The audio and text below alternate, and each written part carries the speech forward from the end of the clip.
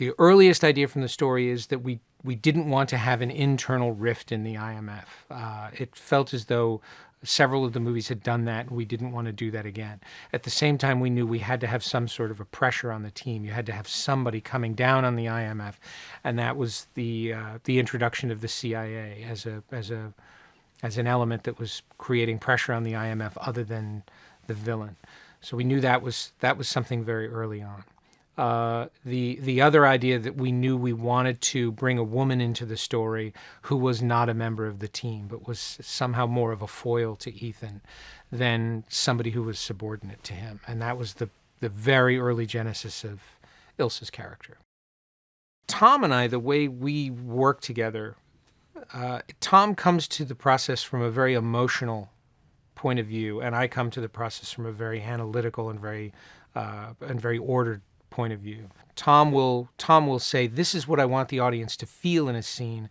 How would you best bring that feeling to the screen? And then I come to it with my process and say, here's the A, B, C, and D to get to that place. So it creates a very healthy environment because I don't have to worry so much about covering all the bases because I know Tom is there sort of looking at it from his perspective.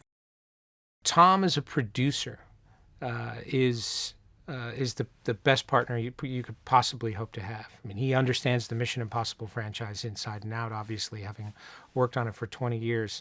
But also as the star of the franchise is sort of there with you every minute of the day, protecting you and supporting you and pushing you to work outside of your comfort zone. Support during production is incredible. He's a 24-hour-a-day movie-making machine.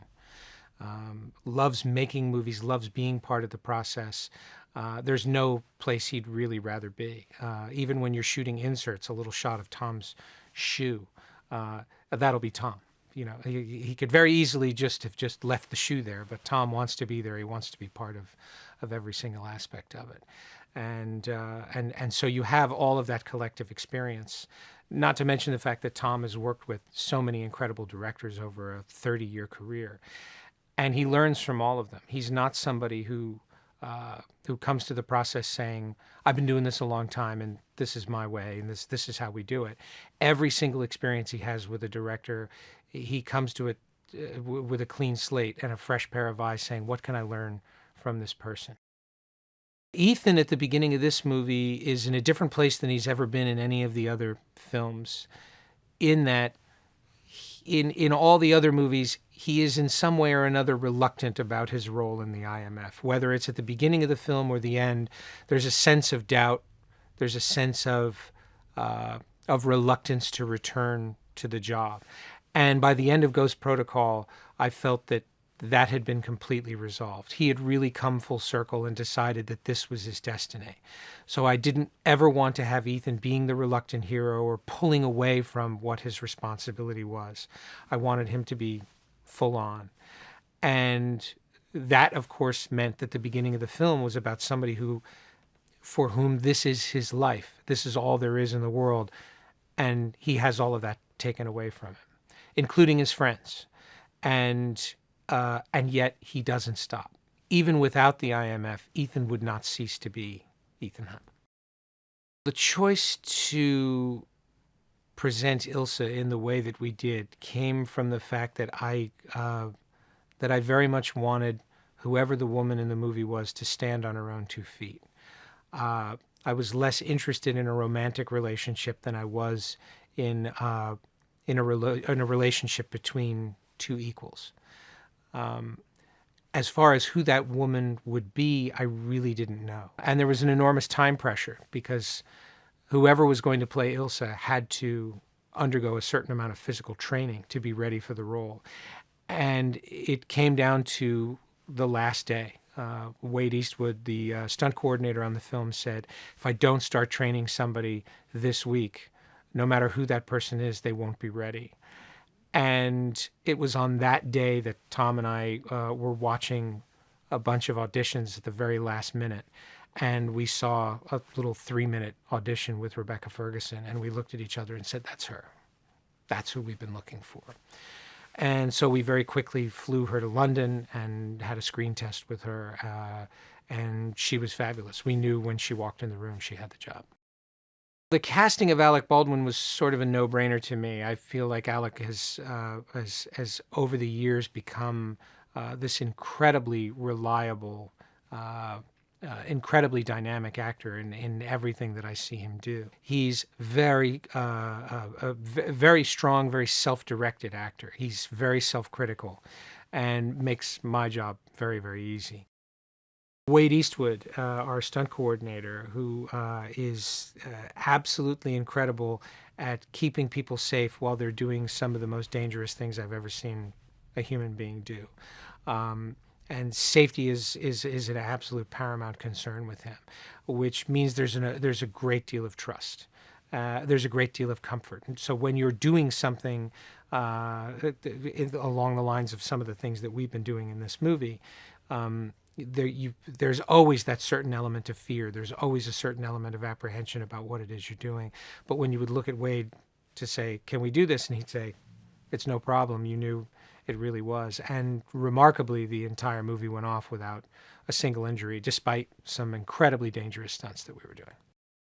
I was in France early on in pre-production and went to the opera there and was suddenly struck by this beautiful building and thought, someone should shoot an action sequence in here. And that inspired the opera sequence. And then, of course, we had to decide where that was going to take place.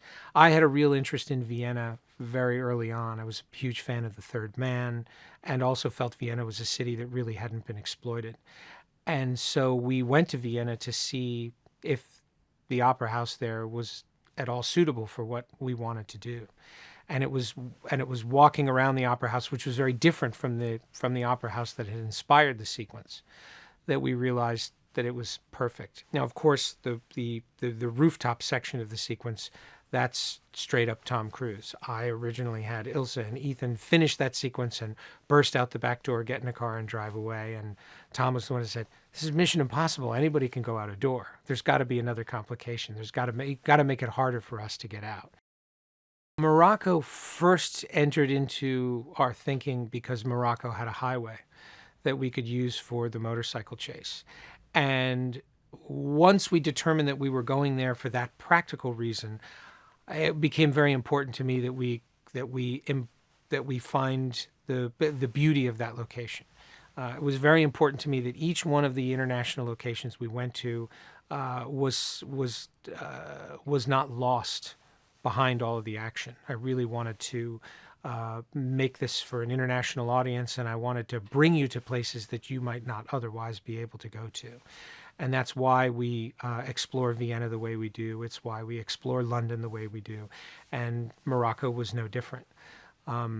So we, in our scouts, we were looking at, in Casablanca, we looked in Rabat, we looked in Marrakesh, and there were things that I liked about all of them and decided we're going to use all three. The staircase, for example, the Rabat steps. As soon as I saw that location, I knew exactly what I wanted to do there. It took us very much out of our way to do it, but I knew that that was going to be a very important and almost signature moment within the car chase. We knew we needed some sort of a stunt, some sort of a spectacle. It's become a rite of passage for a Mission Impossible film, and we also knew that we were we had a big legacy to live up to, both with the Moab sequence in Mission Impossible 2, the Burj sequence in Ghost Protocol, and I kept looking for a location. I kept looking for a place that would lend itself to that sort of action. The problem was that nobody was building a taller building, and it's not like you could have. It didn't matter how spectacular a sequence was going to be if it was on the second tallest building in the world. So we knew buildings were out, we knew mountains were out, and we knew that altitude was somehow involved. And so when Jim Bissell, the production designer, came to me with a full-scale model of this airplane, I looked at it and said, "What if you were on the outside of that plane?" And Tom said, "Yeah, I think I could do that." Well, I think the Mission Impossible films have resonated so strongly for so long because they represent a very specific sort of wish fulfillment. What I realized when I sat down to actually work on the franchise, when I analyzed all the movies put together, in each and every instance, Ethan Hunt is able to do superhuman things, but he is not superhuman. He's always aided by technology. In Mission 1, he is able to fly. In Ghost Protocol, he's able to climb on the side of a building. In each and every one of those, in Ghost Protocol, he's able to become invisible. But in each and every one of those things, there's a very specific technological advantage that allows him to do it, that makes it feel like it's almost real and that anyone could do it. And I think that's one of the things that makes the movies so fun. You don't have to be a superhero to be Ethan Hunt. No matter which Mission Impossible film you're watching, you're in for the ride of your life.